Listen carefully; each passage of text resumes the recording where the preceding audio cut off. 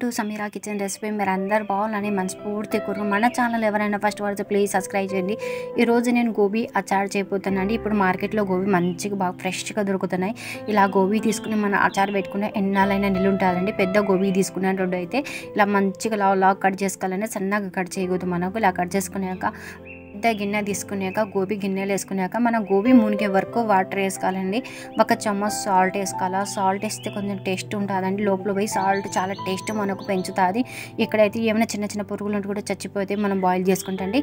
ఎక్కువ కుక్ చేసుకోకూడదండి. ఒక మీడియం చేసి కుక్ చేసుకోవాలి. ఎక్కువ కుక్ చేసుకుంటే చాలా మెత్తగా అయిపోతుంది.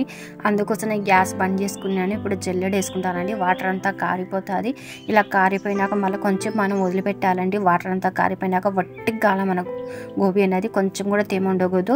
మనకు తొందరగా కావాలంటే ఒక క్లాత్ తీసుకుని వట్టికి దుడుచుకోవాలండి. మళ్ళీ గోబీ ఇక్కడైతే 1 కప్ ఆయిల్ వేసుకున్నాను. జీలకర్ర ఆవాలు వేసుకోవాలండి.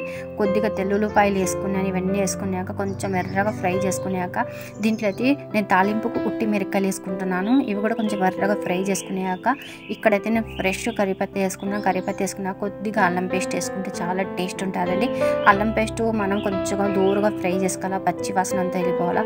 దీంట్లో నేను 1 చెమ్మచ్ రెడ్ చిల్లీ యాడ్ చేసుకుంటున్నాను. కొద్దిగా మనం పసుపు యాడ్ చేసుకోవాలి. 1 చెమ్మచ్ సాల్ట్ యాడ్ చేసుకున్నాక కొన్ని మెంతులు, ఆవాలు, జీలకర్ర, ధనియాలు ఇవన్నీ కొద్దిగా మనం దూరగా ఫ్రై చేసుకున్నాక మిక్సీ పట్టుకొని మసాలాని పైనుంచి వేసుకోవాలండి. దంపు ఇక్కడైతే నేను గ్యాస్ బంద్ చేసుకున్నాను. బంద్ చేసుకుని ఈ పొడి అంతా పైనుంచి వేసుకుని మంచిగా కలపకాలండి. ఇవన్నీ మార్చుకోద్దు మసాలాలు. గ్యాస్ బంద్ చేసుకుని పైనుంచి వేసుకోవాలండి. వేసుకున్నాక మన గోబీ అనేది జల్లెడ వేసుకున్నాను. వాటర్ అంతా మంచిగా కారిపోయింది. ఇలా పైనుంచి వేసుకున్నాక ఒత్తి నేను తాలింపు పెట్టుకున్నాండి. ఆయిల్ అనేది చాలా తక్కువ వేసుకున్నాను.